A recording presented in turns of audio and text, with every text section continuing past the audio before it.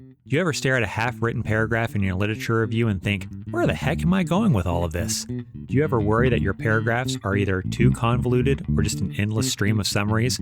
Hey, co-authors. In this episode, we'll dig into how to write a crisp, compelling paragraph for your literature review. We'll unpack the common traps and then walk through a clear, three-step approach for crafting paragraphs with purpose. You can also access an annotated example through a link in the podcast description. So let's dive in.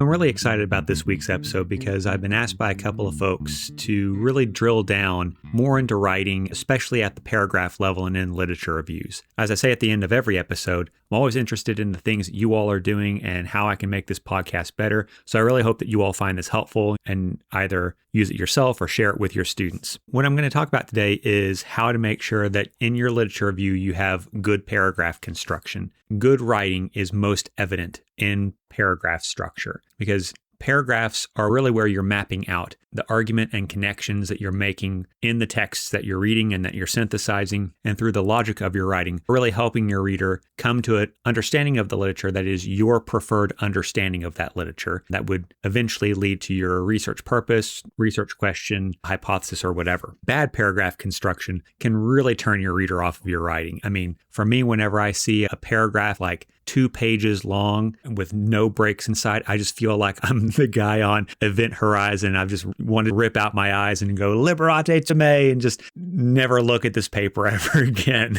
And so in order to really facilitate working through how to write a good paragraph, I have added an example paragraph and offered comments. It's a Google Drive link that is in the podcast description. You can hop into that. You can look at what the paragraphs look like and kind of follow along with the things that I'm describing either in this episode, or you can look at it afterwards. But that's what I want to talk about today. I want to talk about how to construct good, compelling paragraphs in your literature review. So let's dive in.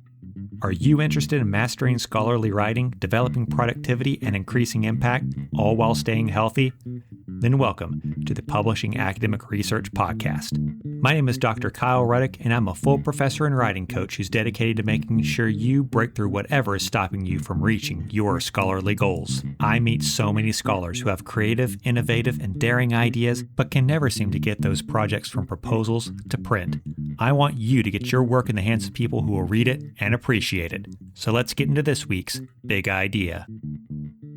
Before I get into the specific problems that I oftentimes see in paragraph construction, I just want to say that overall, I think that one of the reasons that we see bad paragraph construction is that a lot of people don't think about writing in paragraph form. What they think of is either I have a source, and so I look at that source, I find something that's important out of that source, and then I just throw a sentence into my paper. And then a series of sentences then become a paragraph. There's not really any internal logic. There's no real connection to those things, but they're all generally about the same topic. And so that's kind of your idea of what a paragraph should be. And so you just kind of throw them all in there together. On the other hand, you see paragraphs that are just one paragraph per citation. And so in those cases, it's really about summarizing what's going on in the study rather than developing the insights of that study for your particular work. In both of these cases, what you're not doing a good job of is synthesizing the literature to help your reader come to the same preferred understanding of the literature that you do. And so as I'm reading through other people's work, I typically find 4 pretty common errors that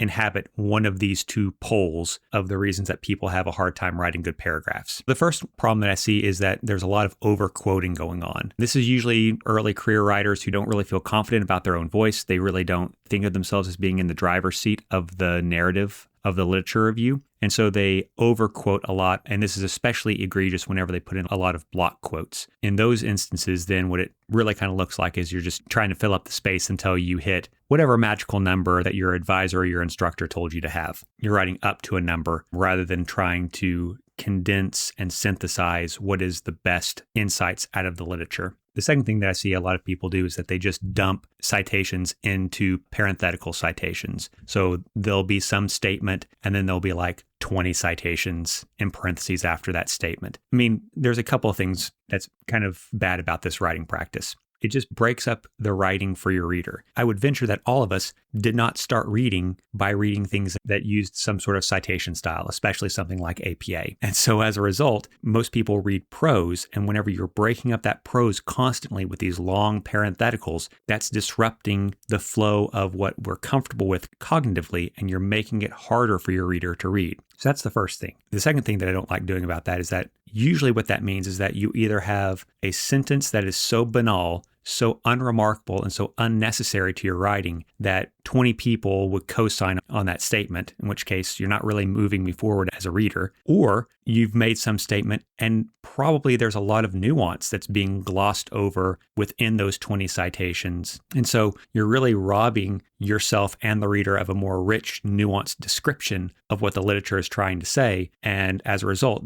as a reader, then I begin to distrust you because I start thinking to myself, really, did every one of these people co-sign on this thing that you've said? Maybe I should go check that out. Well, either I'm going to check it out and find that's not true, and then I'm really not going to trust you, or more likely, I'm going to go, I think that this person's probably just overstating their case, and I'm just going to discount their research out of hand because they're not doing a good job of communicating what the actual scholarly positions are within this field of study. The third thing, and we've already talked a little bit about this, if you go back in the podcast episodes about writing literature reviews, this is something I talk a lot about, which is you let the sources really drive your paragraph structure rather than letting your arguments drive those things. And so you can really see in the prose, this person has a topic sentence, they have their next source might be something that even connects or builds or extends upon that topic sentence. And then the next source doesn't really connect at all. And then the third source is even more than that. And then as the paragraph goes on, the prose becomes more and more scattershot because you're trying to make sense of and synthesize this literature by writing through that synthesizing process. Well, that's fine for you to do by yourself, right? You should be doing that. You should be making notes to yourself. You should be writing back and forth and really kind of having a conversation with yourself about the things that you are seeing in the literature and how you're making sense of those things. But you don't show that to your reader, right? I don't need to know all those different things going on in your writing. I need you to present me with a coherent narrative of what the literature is saying. So that way I come to this preferred meaning that you have with the literature of this field of study. And then I can either agree with that and go, oh yeah, okay, I understand that. I agree with you in this research question, hypothesis, research purpose. It makes sense to me. Or I can disagree with you and I can think to myself, but I know this other literature that would contradict the things that you're saying. But whenever you have this more scattershot approach and you're really letting the literature lead you rather than you synthesizing that literature, then it becomes very difficult to read because there's not really any internal logic there because you don't really have a command of the literature that's enough to be able to convey those nuances to your reader. The last thing that I would say is that paragraphs are just simply too broad. I think this is particularly true now that I see a lot more AI slop being submitted. And I think then that as a result, even if this is your writing style, this is something you really need to work on. Because to me, this level of abstractness that I see in writing, because it immediately makes me think of AI slop, it immediately gives me a negative interpretation of your work. And so whenever you're writing things and you make overly broad claims about, technology has always been a part of education. Okay, well, yeah, duh. Who cares, right? It's a banal statement. And then, of course, you're going to have a whole bunch of citations from 10, 15, 20 years ago. And I can see where you've pointed out the big names, right? You're talking about education. So you've got, you got to have Albert Bandura in there, right? But again, to me, that just reeks of AI slop because AI knows that Albert Bandura is really important in education. So he's going to appear even if he's not necessary to the actual project. And so it's really important that you develop the skills of being able to convey a lot of nuance and specificity in your writing. Otherwise, it's going to lead your reader to have this negative interpretation of your work. Overall, then, these problems that I see in paragraph construction really come from a place of not being able to adequately synthesize across multiple sources and to create those into a coherent paragraph structure that leads your reader to the preferred meaning that you want to have of the literature. And so what I want to do here is talk about a structure that you can think of for your paragraphs to make your paragraph construction easier for you and a better experience for your readers. So the process that I want to talk about in terms of a paragraph structure then is evidence, claim, reasoning. Those are the three things that you need to have in order to help your reader understand what it is that you're trying to convey to them. So what do I mean by that? So let's break down these three steps in your paragraph structure. first, evidence. In order for you to create a good paragraph, you need to have a good command of the literature. And what I think a lot of people do is they just sit down and read a bunch of stuff, and then they think to themselves, okay, I'm just going to figure this all out, and then I'm just going to put it on the page. What that ends up doing, though, is it becomes susceptible to that process where as you read sources, your prose and the thing that you're trying to convey to your reader starts to stray and starts to become more murky. What I encourage my students and my clients to do is as you're reading your literature, you should have a Excel spreadsheet or a Word document or just some place where you're keeping notes. Every time that you read a source, you should be looking at its hypotheses, research questions, and its research purpose. And then what did the article find and discuss based on those hypotheses, research questions, and research purpose? So that's the first thing is you're just going to create a document that has that information for each thing that you're reading, okay? Next, what you need to do is look across the information that you've gathered and think to yourself, where do I see similarities? Where do I see contradictions? Where do I see connections? What sort of narrative is emerging out of this literature to me? So for example, if you go into the document that I've created and you look at the paragraphs that I've constructed, let's say that you have 3 studies. Now, before I go on, just a quick aside, I made up these studies. These are consistent with the literature, but I really wanted to make sure that I could highlight how to do this without, perhaps doing someone's job for them, especially if they were a student trying to write a project about this. So let's say my research purpose in this is about understanding the way that students make sense of instructors' feedback. So things that instructors say to students as feedback on their assignments, speeches, essays, whatever it might be. So I find 3 studies. The first study says that students generally categorize instructor feedback as supportive, descriptive, or invalidating. So that's our first thing. We have 3 categories, 3 different types of feedback. So that's study 1. Then we have study 2. Study 2 says that students rate feedback as being most effective when it's offered in a supportive way. That's our second study. The third study was an experimental design. And so they had those 3 categories, supportive, descriptive, and invalidating. And then they had those as conditions for students. So they gave back feedback that was supportive, that was descriptive, that was invalidating, and they tested to see which type of feedback students rate as most effective. And they found, as we might think, that supportive feedback was the most effective. Okay. So you have these 3 studies. So now we look at those 3 studies and we notice where they might agree. They're all about what types of feedback are effective. They're all about students' perceptions about that effectiveness. And they're all based on this 3 category structure. Okay, well, great. Then now that we have that evidence and we can see those commonalities across the 3 of them, now we can create a claim. So that goes to step 2, creating the claim. So whenever you create the claim, that claim should be the topic sentence of the paragraph. Notice how I did not write the topic sentence first. I looked at the evidence first. The evidence should lead you to what the claim might be. So in this case, I might have something that says, studies have shown that instructors' messaging is an important variable in students' perceptions of feedback effectiveness, right? So that's my topic sentence. And then we think, again, study 1 said that there were 3 different types of feedback. And the second study said that students perceived supportive as being the most effective. And then the third one showed experimentally that that's actually true, that supportive was the best condition of the 3 conditions. So my 3 studies now have been synthesized, put into a conversation with one another that overall supports the claim of my first sentence, which is the topic sentence of my paragraph. So every paragraph should have this relationship between the topic sentence, which is the claim, and the evidence, which is that internal part of your paragraph. And so every paragraph then in your literature review is you advancing a claim in that first sentence, moving through the evidence, and then moving into the third part, which is the reasoning. And so your transition sentence, that part of your paragraph that is the final part of your paragraph, should be that summative reasoning sentence that helps bring it home for your reader and helps them go on to the next paragraph. So in this case, I might have a final sentence of the paragraph that says something like, although collectively these studies support message construction as important to students' ratings of instructor feedback effectiveness, other dynamics in the feedback process can influence students' perceptions. So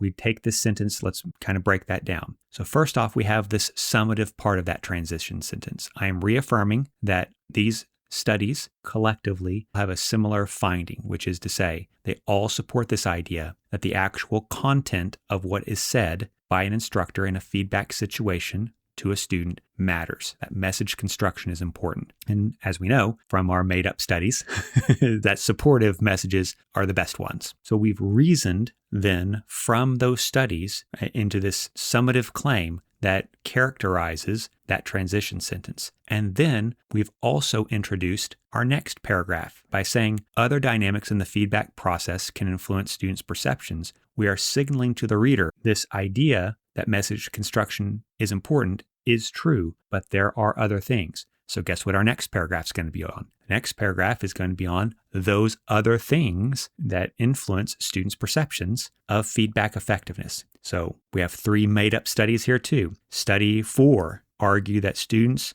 are most likely to rate instructor feedback as highly effective when they perceive it to be closely aligned with their goals. Study 5 demonstrates that students' ratings of feedback effectiveness were moderated by their self-efficacy judgment. And Study 6 found that students were more likely to ignore feedback directives, even when controlling for message type, when students were in a general studies class rather than a major course.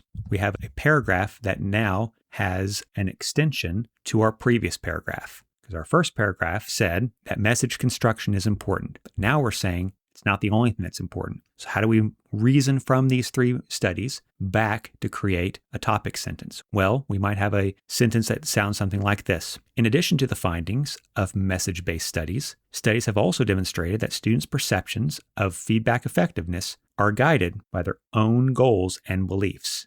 And so those 3 studies then all connect to these ideas of students' goals and students' beliefs as also being important to this idea of their perceptions of feedback effectiveness. And then after that, at the end of this paragraph, we might write something like, it is important to account for students' goals, as over-focusing on instructors' message construction may place an undue burden of responsibility on instructors to construct the perfect feedback message.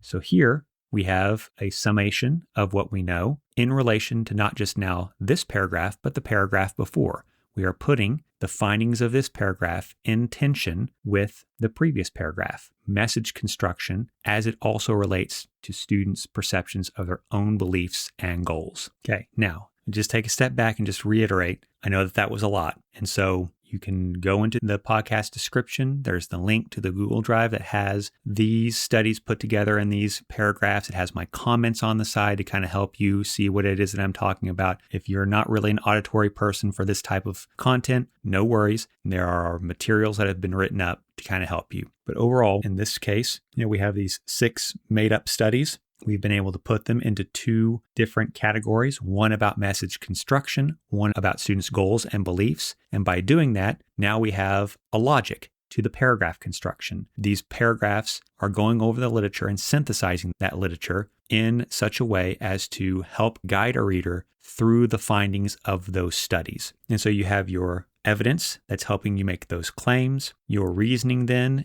is exhibited most in those transition sentences that can help guide your reader to what it is that you're trying to get across and then move them to the next paragraph. As you get better at writing this, you're going to have reasoning and analysis that appears even between the studies. You're going to get better at teasing out those little nuances about this study as opposed to this study. This one used this method. This one had this theory. This one did this. This one did that. And as you get better at this, you're going to figure out how to braid that better throughout the paragraph and not just have it in these 3 different areas, right? But I would say that especially if you are just starting out writing, or if you're just looking for a neat little heuristic that can help you get your stuff in order and help you get on your way so that way you can write the article or your dissertation or thesis or whatever, this, I think, is the most powerful and simple way that you can approach your writing, going from evidence to claim to reasoning, and then on to the next paragraph. It's very important that you are internally signposting to your reader what the function of the different studies are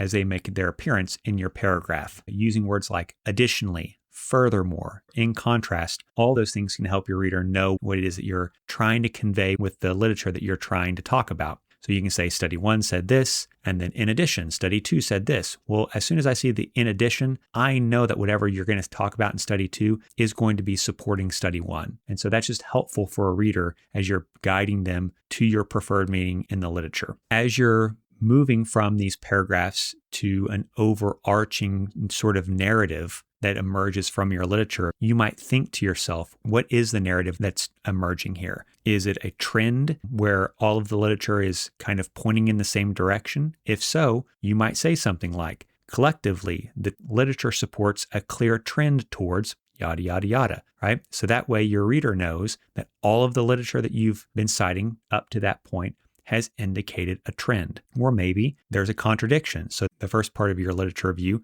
is all these studies say X, and then you can say, but then all of these other studies say Y. And you might notate that to your reader in the writing by saying something like, in contrast to the studies that have been done to date, more recent studies have pointed out, right? And so that way you're making an argument that these new or emerging studies are contradicting past work in this area. You might be pointing towards a gap. So what you might come away with is something that shows that something has not been studied yet. So you might say something like, prior work has overlooked this dynamic, or findings of past studies fail to explain X, Y, or Z, right? These types of statements can really clue your reader into the type of narrative that you're trying to offer them. Is there a gap here? Are there contradictions in the literature? Are you building on past literature? Are you disagreeing with past literature? The story that you tell through your literature review needs to be one that is clear and coherent in order for it to logically connect with the hypotheses, research question, or research purpose that animate your project, and thus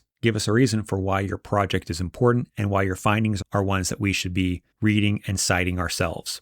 One last bit of advice that I will give about writing paragraphs is that as you are writing your literature review, one of the things that I found to be incredibly helpful is taking out all of the stuff that's in my paragraphs other than the topic sentence and the transition sentence. And so having both of those two sentences for each paragraph, one after the other. And by doing that, I can read and go, can I understand what my literature review is trying to say just based on the topic sentences and the transition sentences? Because I should be able to. If my evidence for my claim is the middle of that paragraph, then the evidence is not what's driving the narrative of my literature. It's supporting that, right? It's evidencing my claims, but it's the claims and then the reasoning that connects those claims one to another that's driving the narrative of my literature review. And so take your literature review, take out all the body of your paragraphs and just read the topic sentences and then transition sentences. If you read that and you feel like it's making sense, or even better, give it to a friend or a trusted colleague, let them read it. And if they can understand what it is that you're trying to do in your project just based on those things, then you've got a strong narrative that's emerging from your literature review. If they're confused, don't try to explain how you're trying to make sense, right? Because the whole purpose of writing is that you can write something and people can understand it a year, 10 years, 100 years from now. They're not going to be able to dig up your zombie bones and ask you what you meant on page 3 of your lit review. So it's up to you to be able to write something that is future proof. If people are asking you questions, don't answer those questions. Make notes to yourself that your topic sentence or your transition sentences are not doing what they should do to guide your reader to your preferred meaning of what the literature is doing. The last thing that I will say is that as you're revising your work, I find it to be helpful to really focus on my revisions at the paragraph level. I find that whenever I'm doing things at the sentence level, I kind of get bogged down in the minutia, and sometimes I kind of miss the forest for the trees. And as a result, I might not see how a sentence is or is not serving the purpose of my paragraph because I'm focused on the sentence as a sentence. I also find if I think about it in terms of the section or the whole paper, that oftentimes I'm at such a height of abstraction, I'm at this 3,000 foot sort of view of my paper, that I think to myself, oh yeah, well, it all makes sense to me because it all ties neatly together in my head. Well, of course it does. I'm the one who wrote it, right? But it's not about me. I'm not the audience anymore. I'm the writer. My job is not to make sense to me. It's to make sense to other people, people that I don't know, people that I haven't met, people that I might never meet, right? And so it's important that you are trying to write in a way that really focuses on your reader. And I think that at the paragraph level, we can really see that. You can really see the care that someone takes to create these paragraphs that really do move your reader from one paragraph to the next and creates this overarching story. So I think that's going to just about wrap it up for me, folks. Again, I appreciate you all listening to this. I appreciate those of you who have asked me to do an episode on this. If you have something that you want to know more about, by all means, please reach out to me. I'm very happy to do an episode on things that are important to you. If you want me to, I can give you a shout out on the podcast, or I can just keep you anonymous, but I really want this to be a really good resource for folks. And so anything that you're going through, let me know. Also, if you're interested in talking with me, my contact information is also in the description, along with that Google Drive link to the materials. Reach out to me. You can have a free 30-minute consultation with me, and maybe that's all that you need, and that's cool. But also, if through that conversation you feel like you might want to work with me in my capacity as a writing coach, I'm happy to do that too. I really enjoy working with people. I really like making sure that they're doing their best work, because I want to make sure that the things that you're doing are things that bring you joy. And I want to make sure that the work that you're doing is getting into the hands of people who are going to read it, love it, and cite it. Okay? So thank you all again for listening, and I will see you in next week's episode. Hey, co-authors. What's stopping your best ideas from becoming your next big publication? Brilliant research shouldn't die in your drafts folder. Now's the time to bridge the gap between the possible and the published. You can support this podcast by subscribing to it, leaving a positive review, assigning it to your classes, or sharing it with a colleague. Let me know what I can do to make this the best podcast resource for you. And if you'd like to know more about my writing coach services, then you can find my information in the podcast description and set up an appointment. I'll be back next week with another episode. But until then, keep healthy, keep writing, and don't let reviewer 2 get you down.